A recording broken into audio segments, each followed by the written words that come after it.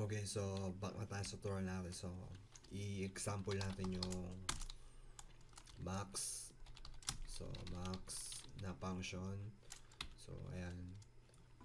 5 or 10.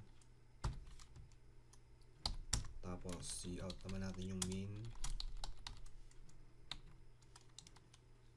So, 2 or 9. And, yan.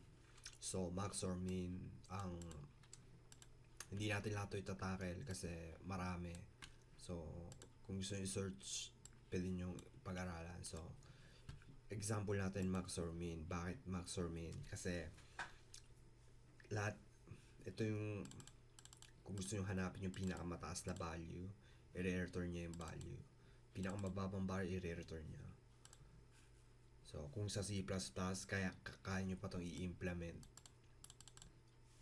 na function, gagawa sa sariling function na to. So lahat na ng matataas sa program, Java, C#, mayroong mga built-in na function na hindi nyo na kailangan i-build sa scratch. So, ayun. So, run natin. Okay, hindi yan.